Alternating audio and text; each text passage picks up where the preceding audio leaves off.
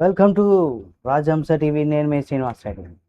ఆడుదాం ఆంధ్రాలో అవినీతి ఆట, రోజా బైరెడ్డికి బిగుస్తున్న ఉచ్చు. ఆటపాటల పేరుతో కోట్ల స్వాహా. పేద క్రీడాకారులు కిట్ల దగ్గర కూడా కమిషన్ నొక్కారా? ఆడుదాం ఆంధ్ర అంటూ ఊదరగొట్టినటువంటి వైసీపీ నేతలు ఇప్పుడు విజిలెన్స్ అధికారులు చుక్కలు చూపిస్తున్నారా? అక్షరాల 40 కోట్ల రూపాయలు స్కామ్ అంటూ కూడా ఒక వార్త. మాజీ మంత్రి రోజా అప్పటే శాప్ చైర్మన్ బైరెడ్డి సిద్ధార్థ రెడ్డిల మేరకు 3,000 పేజీల నివేదిక గట్టిగా ఇక్కడ చుట్టుకోబోతుంది. అసలు ఆ 3,000 పేజీల్లో ఏముంది? విజిలెన్స్ అధికారులు తేల్చినటువంటి నిజాలేంటి? ఈ వీడియో చివరి వరకు చూడండి, మీరే షాక్ అవుతారు. గత ప్రభుత్వం ఎంత ఆర్భాటంగా మొదలైన ఆడుదాం ఆంధ్ర కార్యక్రమం వెనక భారీ కుంభకోణం దాగి ఉందని కూడా విజిలెన్స్ అండ్ ఎన్ఫోర్స్మెంట్ నివేదిక అయితే స్పష్టం చేసింది. మొదట 40 కోట్లు అనుకున్నటువంటి బడ్జెట్ను ఏకంగా 125 కోట్లకు ఎలా పెంచారు? క్రీడాకారులకు ఇచ్చే కిట్లు నాసిరకంగా ఎందుకు ఉన్నాయి? గ్రౌండ్ మెయింటెనెన్స్ పేరుతో నిధులు ఎవరి జేబుల్లోకి వెళ్ళాయి? దాదాపు 600 ప్రాంతాల్లో తనిఖీలు చేసినటువంటి అధికారులకు దిమ్మ తిరిగే నిజాలు తెలిసాయి.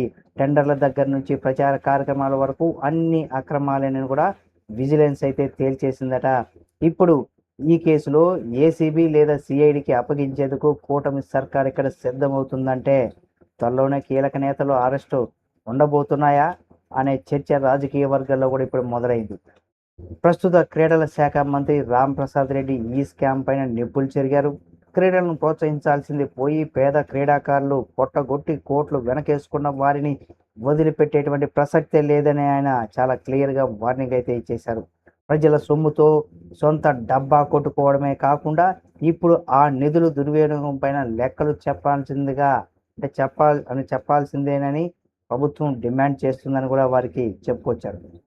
మరి క్రీడల పేరుతో జరిగినటువంటి ఈ భారీ స్కామ్లో దీనికి సంబంధించి మీరేమంటారు?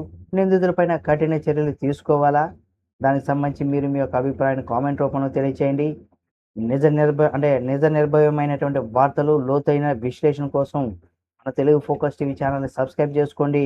ఈ సమాచారం ప్రతి ఒక్కరికి చేరేలాగా ఈ వీడియోని షేర్ చేయండి. మీకు ఈ వీడియో పైన మీరు మీ యొక్క అభిప్రాయాన్ని కామెంట్ రూపంలో తెలియచేయండి. మరిన్ని వీడియోల కోసం, లేటెస్ట్ అప్డేట్స్ కోసం మన రాజహంస టీవీ ఛానల్ని సబ్స్క్రైబ్ చేసుకోవడం మాత్రం మర్చిపోకండి. అలాగే Telugu focus TV YouTube channel, Facebook page, అలాగే ఇన్స్టా పేజీని కూడా ఫాలో అవ్వండి. కింద డిస్క్రిప్షన్లో లింక్ ఉంటుంది. మరిన్ని అప్డేట్స్తో మళ్ళీ మీ ముందుకు వస్తుంది రాజహంస టీవీ ఛానల్.